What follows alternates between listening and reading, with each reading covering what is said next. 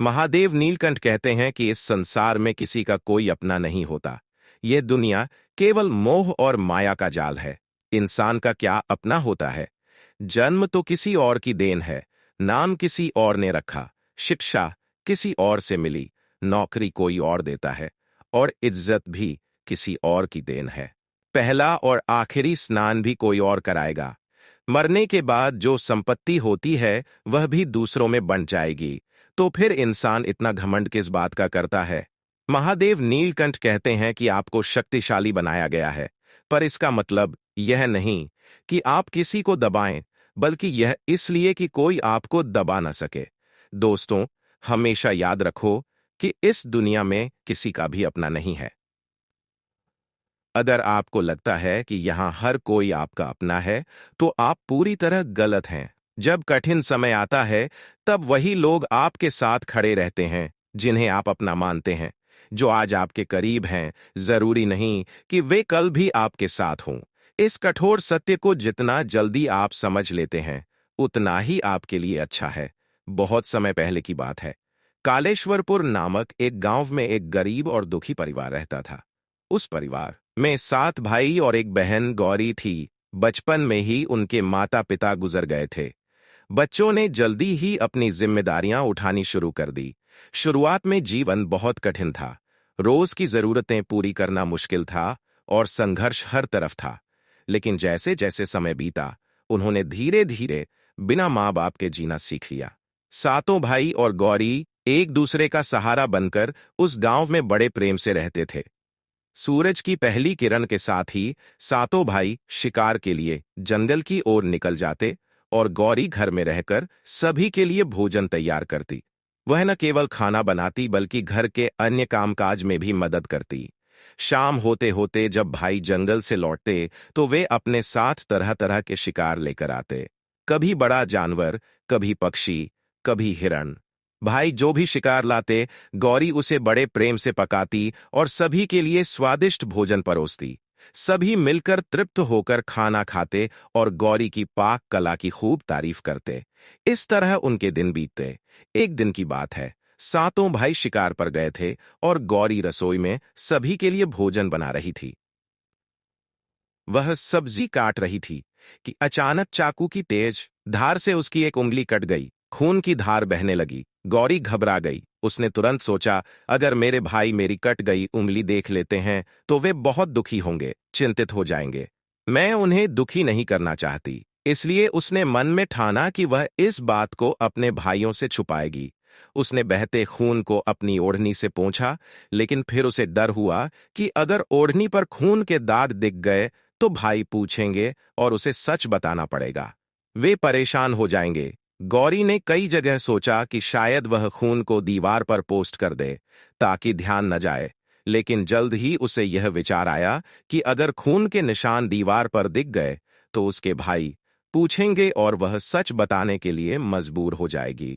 गौरी बेचैनी में इधर उधर घूमने लगी, लेकिन उसे कोई ऐसी जगह नहीं मिली जहां उसका बहता खून भाइयों की नजरों से छिप सके। आखिरकार जब कोई उपाय नहीं मिला तो उसने खून को उसी सब्जी में मिला दिया जिसे वह अपने भाइयों के लिए बना रही थी। शाम को जब सातों भाई शिकार से घर लौटे तो गौरी ने उनका स्वागत किया और उन्हें भोजन परोसा।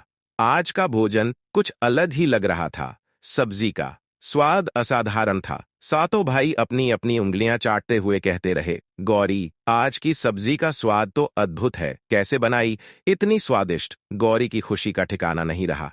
उसकी मेहनत और चिंता के बावजूद भाइयों की तारीफ सुनकर उसके चेहरे पर मुस्कान खिल उठी। सातों भाई दिन भर शारीरिक मेहनत करके थक गए थे, इसलिए उस दिन जल्दी ही सो गए। अगली सुबह रोज की तरह सातों भाई शिकार के लिए जंगल की ओर निकल पड़े। कुछ दूर जाने के बाद उन्हें प्यास लग गई। उन्होंने पास की झील से पानी पिया और वहीं एक पेड़ की छांव में आराम करने लगे। बैठे बैठे वे आपस में बातें करने लगे। अचानक उनकी चर्चा कल रात की सब्जी पर आ गई। ऐसी स्वादिष्ट सब्जी हमने आज तक कभी नहीं खाई, बड़े भाई ने कहा। पता नहीं उसमें क्या खास डाला गया था, दूसरे भाई ने जोड़ा। आज घर लौटकर गौरी से जरूर पूछेंगे कि उसने सब्जी में क्या डाला था जिससे खाना इतना स्वादिष्ट बन गया। शाम ढलते ही जब वे घर लौटे तो एक बार फिर गौरी की पाक कला की तारीफ करते हुए बड़भाई ने कहा, प्यारी गौरी, कल की सब्जी में तुमने ऐसा क्या डाला कि सब्जी इतनी स्वादिष्ट हो गई। गौरी सच बताने से बचना चाहती थी। उसने धीरे से कहा, कुछ नहीं बड़े भैया, जैसे रोज बनाती हूं वैसा ही बनाया था। लेकिन बड़ा भाई हार मानने वाला नहीं था। उसने कहा, प्यारी बहन, आज तुम्हें सच बताना ही पड़ेगा। मैं जानना चाहता हूं कि इतनी स्वादिष्ट सब्जी कैसे बनी। तुम्हें मेरी सौगंध है, सच बताओ।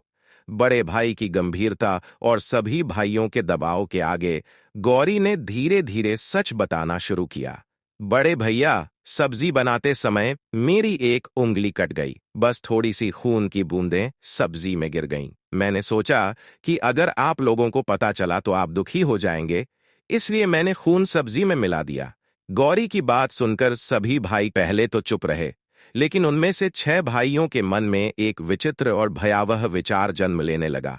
उन्होंने सोचा, अगर इसके खून की बूंदें इतनी स्वादिष्ट हैं, तो इसका मांस कितना स्वादिष्ट होगा।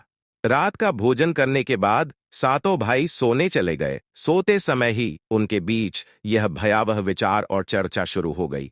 बड़ा भाई बोला, अरे भाइयों, खून की कुछ बूंदें इतनी स्वादिष्ट हैं, तो सोचो इसके पूरे शरीर का मांस कितना स्वादिष्ट होगा।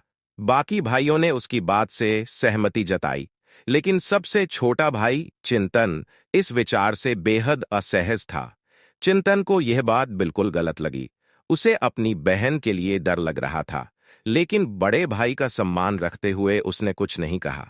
उसके मन में बेचैनी थी, पर वह अपनी बात खुलकर कह पाने का साहस नहीं जुटा पा रहा था, क्योंकि बाकी 6 भाई एकमत होकर उस भयावह योजना पर अड़े हुए थे। अगले दिन सातों भाई जंगल की ओर शिकार के लिए निकले। इस बार उनके मन में एक डरावनी योजना थी। उन्होंने सोचा कि अपनी बहन को किसी बहाने से सुनसान जगह पर ले जाकर मार दिया जाए और उसका मांस खाया जाए। उनका मानना था कि बहन का मांस बहुत ही स्वादिष्ट होगा, लेकिन चिंतन को यह विचार बिल्कुल भी पसंद नहीं आया। वह अपनी प्यारी बहन को बचाने के लिए अंदर से बेचैन था। सातों भाइयों ने मिलकर जंगल के एक सुनसान टीले पर बांस और पत्तों से ऊंचा चबूतरा तैयार किया। उनकी योजना यह थी कि बहन को किसी बहाने से उस चबूतरे पर लाया जाएगा और तीरों से उसकी हत्या की जाएगी। उसके बाद वे उसके शरीर का मांस खाएंगे। अगले दिन बड़ा भाई मीठी बातें करते हुए अपनी बहन के पास गया। उसने कहा, प्यारी गौरी, अब तुम विवाह योग्य हो गई हो। हमने तुम्हारे लिए आज हम तुम्हें उसका घर दिखाने ले चलेंगे, इसलिए तुम हमारे साथ चलो। विवाह की बात सुनकर गौरी का चेहरा खिल उठा। खुशी खुशी उसने तैयार होकर भाई के साथ चल पड़ी। चलते चलते जब गौरी थक गई, तो उसने बड़े भाई से पूछा, बड़े भैया, मेरा ससुराल अब कितना दूर है? बड़े भाई ने मुस्कुराते हुए कहा, बस थोड़ी देर में पहुंच जाएंगे। देखो, तुम्हारा ससुराल यहीं दिखाई दे। बड़े भाई ने टीले पर बने ऊंचे चबूतरे की ओर इशारा किया और कहा, यही तुम्हारा ससुराल है जहां तुम राज करोगी। गौरी खुश होकर मन ही मन सोचने लगी, कितना सुंदर है मेरा ससुराल, क्या सच में मैं यहां राज करूंगी? लेकिन जैसे ही वे टीले पर पहुंचे, बड़े भाई ने छोटे भाइयों को आदेश दिया, गौरी को रस्सी के सहारे इस बांस के खंभे से कसकर बांधो। बड़े भाई के आदेशानुसार सभी 6 भाइयों ने मिलकर अपनी मासूम बहन को बांस के खंभे से कसकर बांध दिया। अपनों के हाथों इस विश्वासघात को देखकर गौरी का दिल चीख उठा। वह आकाश की ओर देखते हुए ईश्वर से मदद मांगने लगी, हे प्रभु, अब केवल आप ही मेरा सहारा है। मेरे अपने भाई ही मेरे प्राण लेने को तैयार खड़े हैं। इनमें से कोई भी नहीं जिसके दिल में मेरे लिए दया और प्रेम हो। गौरी की पुकार सुनकर 7वां भाई चिंतन अंदर से कांप उठा। उसे अपनी बहन की करुण पुकार पर दया आ गई, लेकिन 6 भाइयों का विरोध करने का साहस वह अभी भी नहीं जुटा पा रहा था। गौरी को बांधने के बाद बड़े भाई ने सबको आदेश दिया कि बारी बारी से उस पर प्रहार करें। सबसे पहले बड़ा भाई धनुष बाण लेकर अपनी ओर बढ़ा। तभी गौरी ने हाथ जोड़कर करुणा भरी आवाज में कहा, मारो भैया, छाती में लक्ष्य करके मारो, तुम्हारा तीर सीधे जंगल की ओर जाएगा। बड़ा भाई कठोरता दिखाते हुए तीर चलाने लगा, लेकिन उसका निशाना जो हमेशा अचूक रहता था, आज अचानक विफल हो गया।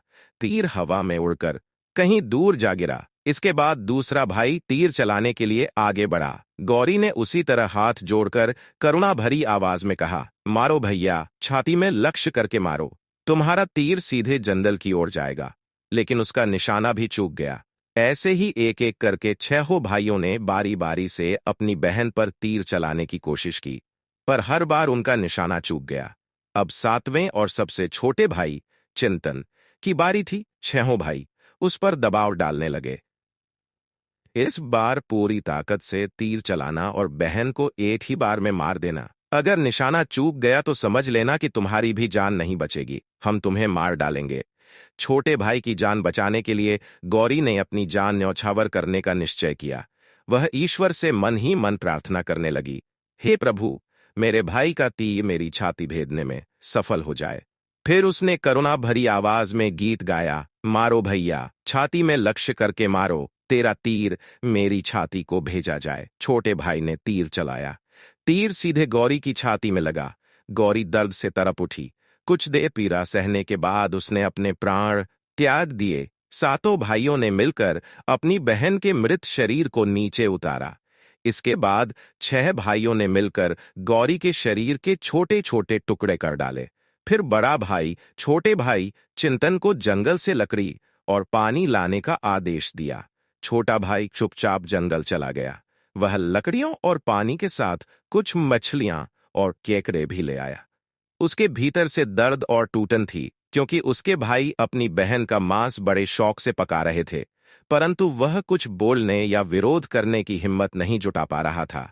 जब बाकी भाइयों ने बहन के मांस को पकाने की तैयारी शुरू की, चिंतन ने मछलियां और केकड़े भी पकाने में डाल दिए, ताकि वह अपनी बहन का मांस न खाए। जब चावल और मांस पूरी तरह पक चुका, छोटे भाई ने चुपचाप अपने बैठने की जगह पर एक छोटा गड्ढा खोद लिया। जब सभी भोजन करने लगे, उसने बहन के मांस को धीरे धीरे उस गड्ढे में डाल दिया और केवल मछलियां व चावल खाने लगा। बाकी छह भाई बड़ी रुचि से बहन की हड्डियों और शरीर के बाकी हिस्सों को चबाने लगे, जबकि चिंतन केवल केकड़े खा रहा था। जब सबने मांस खाकर पेट भर लिया, बड़ा भाई चिंतन से बोला, झूठा साफ कर दो। छोटे भाई ने बहन की बची खुची हड्डियां और अन्य अंग इकट्ठा किए और पास ही एक गड्ढे में डालकर उन्हें दफना दिया। कुछ समय बाद जहां बहन के शरीर के अवशेष दफन किए गए थे, वहां एक बांस का पौधा उगाया। धीरे धीरे वह पौधा हरे भरे बांसों के झुरमुट में बदल गया। दोस्तों, एक दिन एक संत महात्मा उसी जगह आए जहां हरे भरे बांसों का झुरमुट उग आया था। वे झुरमुट के नीचे बैठकर ध्यान करने लगे। जैसे ही उनका ध्यान स्थिर हुआ, अचानक उन्हें एक आकाशवाणी सुनाई दी, संत, दुर्गंध आ रही है। संत, दुर्गंध आ रही है। ये आवाज बार बार उनके कानों में गूंजने लगी। संत महात्मा समझ गए कि यह कोई सामान्य बात नहीं है। उन्होंने तुरंत उस स्थान को साफ किया और झुरमुट में से एक बांस काटकर अपने साथ ले गए। संत ने उस बांस को तराशकर एक सुंदर बांसुरी बनाई। फिर वे बांसुरी बजाते हुए गांव-गांव भिक्षा मांगने लगे। लोग उन्हें भिक्षा देते और बदले में वे उन्हें उपदेश सुनाते। कुछ समय बाद संत महात्मा उसी गांव पहुंचे जहां गौरी के सातों भाई रहते थे। जैसे ही वे बड़े भाई के घर पहुंचे, उन्होंने बांसुरी बजानी शुरू की। जैसे ही स्वर निकलने लगे, बांसुरी से आवाज आई, न बाजो रे बांसुरी, दया और प्रेम छोड़कर रिश्तों में यही दाग लगाया है। न बाजो रे बांसुरी, यह करुण ध्वनि।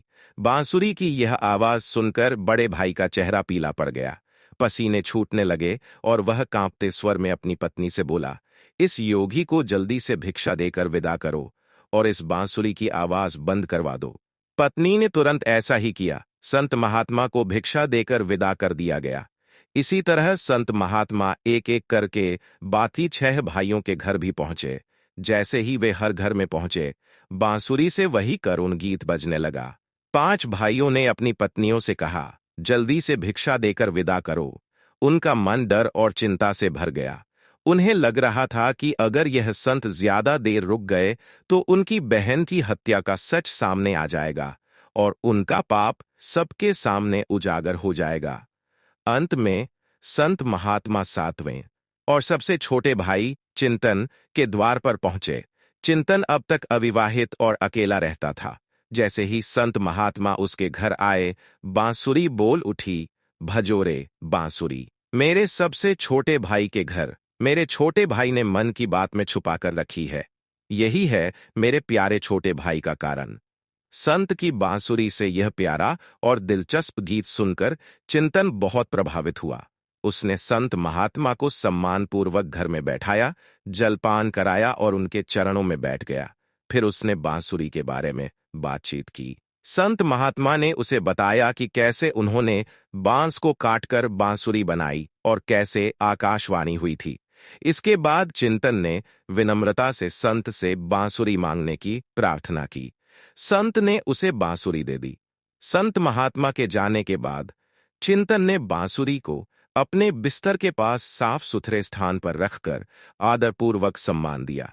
उसने वहां धूप और दीप जलाकर बांसुरी की पूजा की। कुछ ही दिनों में उसके घर में अजीब सा सुखद बदलाव दिखने लगा। जब वह काम से घर लौटता तो घर पहले से अधिक साफ सुथरा और सुव्यवस्थित मिलता। यह रोज की आदत बन गई। चिंतन ने एक दिन अपनी भाभियों से पूछा, भाभी, आप में से कोई मेरी अनुपस्थिति में मेरे घर की सफाई करती है क्या? सभी भाभियों ने जवाब दिया, हमें अपने अपने घर के काम से ही फुर्सत नहीं है। तुम्हारा घर हम कैसे साफ करेंगे? छोटे भाई चिंतन ने तय किया कि वह आज छुपकर देखेगा कि आखिर उसके घर की सफाई कौन करता है। उस दिन वह काम पर नहीं गया और घर के एक कोने में चुपचाप छुप गया। घर धीरे धीरे सुनसान हो गया। तभी वह जगह जहां बांसुरी रखी थी, वहां से अचानक उसकी बहन जैसा चेहरा वाली एक कन्या प्रकट हुई। उस कन्या ने धीरे धीरे घर के सारे काम पूरे किए, सब सफाई, खाना व्यवस्थित करना, बर्तन धोना, और जैसे ही काम खत्म हुआ वह वापस बांसुरी में समा गई। यह दृश्य देखकर चिंतन स्तब्ध रह गया। उसे अपनी आंखों पर विश्वास ही नहीं हुआ। वह दौड़कर अपनी सबसे बड़ी भाभी के पास गया और सारी बात बताई। भाभी ने गंभीरता से कहा, देवर जी, यह कोई साधारण बात नहीं है। अगली बार जब वह लड़की बांसुरी से बाहर निकले तो उसी क्षण बांसुरी को आग में डाल देना और उस लड़की पर तुलसी का पवित्र जल छिड़कना, फिर देखना क्या होता है। छोटे भाई ने भाभी की बात के अनुसार किया। अगले दिन जब वह कन्या बांसुरी से बाहर निकली, चिंतन ने तुरंत बांसुरी को आग में डाल दिया और उस पर तुलसी का पवित्र जल छिड़क दिया। जैसे ही पवित्र तुलसी का जल उस पर पड़ा, वह कन्या धीरे धीरे मानव रूप में बदलने लगी। चिंतन ने ध्यान से देखा तो वह उसकी प्यारी बहन गौरी थी, जिसे उसके भाइयों ने बेरहमी से मार दिया था। चिंतन आगे बढ़ा और अपनी बहन को गले लगा लिया। दोनों भाई बहन ने एक दूसरे को देखकर खुशी और स्नेह में भरपूर समय बिताया। अब वे बड़े प्रेम और सम्मान के साथ एक साथ रहने लगे। गौरी ने चिंतन को अपनाया और चिंतन ने भी अपनी बहन को खुशी खुशी अपनाया। दोनों भाई बहन अब साथ में जीवन यापन करने लगे।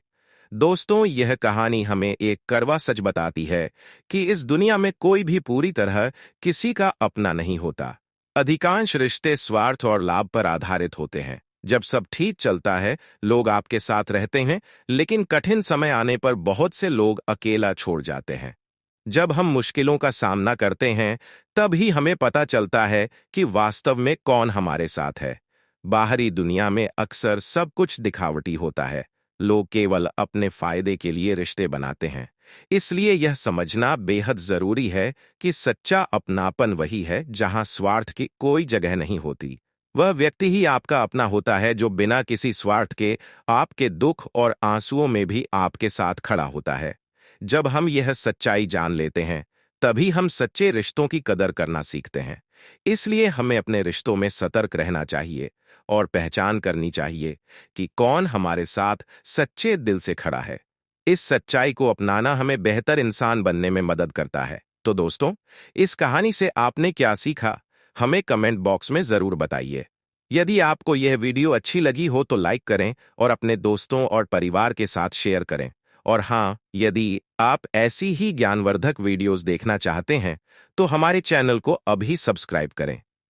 कमेंट बॉक्स में लिखिए, हर हर महादेव। भगवान भोलेनाथ की कृपा आप सभी पर हमेशा बनी रहे। धन्यवाद।